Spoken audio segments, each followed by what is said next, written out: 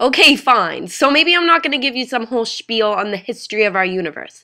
But what I am going to tell you is something just as important. It's one aspect of our universe that has helped shape us as human beings.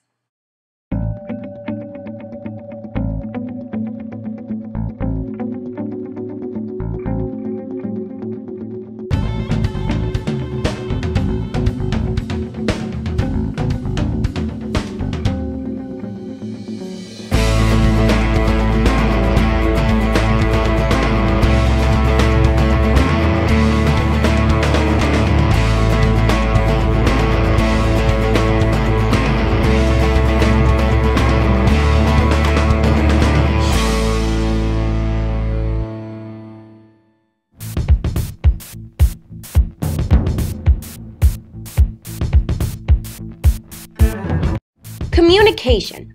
Since day one, humans have found ways of communicating. Beginning with sounds, slowly turning into movements, movements into words, and words into languages.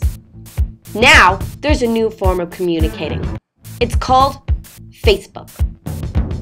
Sure, almost everyone knows exactly what I'm talking about now, but believe it or not, only 10 years ago, Facebook didn't even exist. What do I think of Facebook?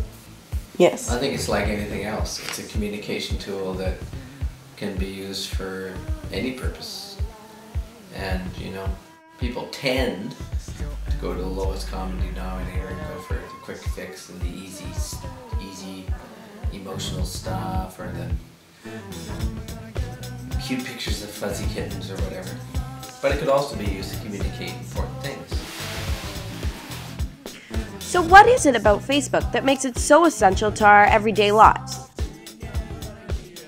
To find the answer, I thought I'd better go to the professionals. My age group, the teens. How many times a day do you use Facebook? How many hours? How many hours? How many hours? Like 2. I don't know. One or 2, yeah. 2. Like 10 minutes or something like that. I don't know. Do you think Facebook is a good thing? I would say so, yeah. In terms of interacting with people you don't normally get to see and socializing, yeah. Depends, I guess. Like, it's a good thing when you're bored.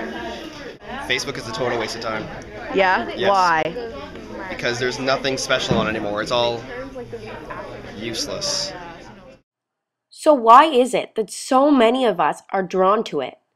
We have almost become dependent on the purpose Facebook serves. The same thing happened with the telephone. It was developed in the 1920s. After only 10 years, it had become an integrated part of our culture. We couldn't live without it. Now, the same thing is happening with Facebook. The entire globe is dependent on it. Have we learned nothing? I decided to go back to my peers and ask them if they were aware of any of the safety issues involving Facebook. You can block people, you can have a password if you need one, and you can lock your profile. Well, like, there's a lot of people who go around and, like, just creep people. So, like, I have so many people who have added me, who I have no idea who they are. They just, like, added me because, like, they saw my picture and were like, oh, I'm gonna add this girl. And it's like, that's so creepy. Like, don't talk to me. I know once I put something on the internet, it's there forever, and it's also there for basically anyone to view, as well as maybe future employers that could see. I mean, even though I'm still in high school, my boss in 20 years could definitely still see, especially with the new timeline, what I'm doing now. But it's not just that. Once you post a picture of yourself on Facebook, you don't have control over it anymore. Facebook owns the right to that photo, even if it's of you. So they can use them. Other organizations can view these photos depending on your privacy settings. This is called surveillance. The thing is, the majority of you probably don't even know what surveillance is.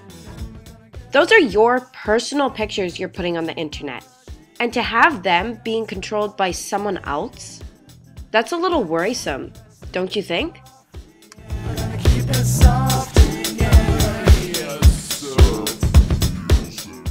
So if it's that worrisome, why don't we just all stop? Well, it's harder than you think. Even I would have a hard time quitting Facebook. I know a lot of teens would. Most people say that we're addicted to Facebook. Do you think we really are? Yes. Why? Oh no, because it becomes, when something becomes such a big part of your life, you're obviously addicted to it, and everybody talks about it, and Facebook has become a verb. Because everyone spends hours on Facebook when they could be doing other things. I don't think I'm addicted to Facebook. I think it's the thing I turn to when I have nothing to do. The thing I least like about Facebook is some of the drama that goes on, I guess. There's a lot of cyberbullying that goes on, especially more because Facebook is such a big thing. You're kind of also not considered cool if you don't have Facebook, I guess. People get so addicted, like I used to be really addicted to it. I used to go on it like every single night and like all this stuff. And like people have it like on their phones, which I feel is like a dangerous aspect because then they're like on it 24/7, like never get off Facebook. Really young people on it. Like, oh god. 5-year-olds? Farmville? I don't want your Farmville request. Oh, TBHs. To be honest, when people do that as their Facebook status, it annoys me. I don't want your Facebook 21 questions. I don't care about the 21 questions you have to ask me. Also, it's like, sometimes you just have too much insight into other people's lives. Like, honestly, I don't need to know that you're gonna take a shower and then go to school, then you're gonna eat lunch, and then you're gonna come back to school, and then you're gonna go take another shower. Like, I don't need to know that. Young people on Facebook are quite annoying. Oh, when people lie about their birthday, and you think it's their birthday, and then you say happy birthday, and they're just like, it's not my birthday. Because that's not what Facebook's for, I don't think. To tell people it's like you hate them or you love them. And also, when people say happy birthday and they only know because of Facebook, I think that's a little bit...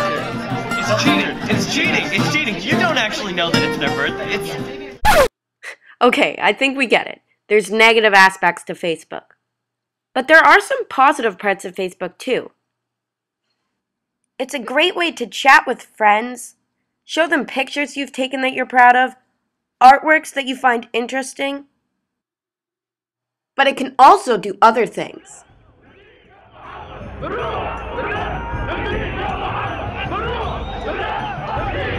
Facebook can broaden your horizons.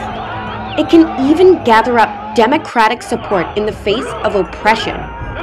Some even say that the recent events of the Occupy movement and the Arab Springs were fueled by Facebook. So do all that. Educate yourself. But you gotta remember, the real world is outside, not in your computer screen.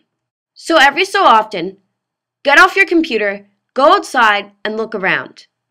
And maybe, just maybe, we'll be able to learn how to communicate face to face once again.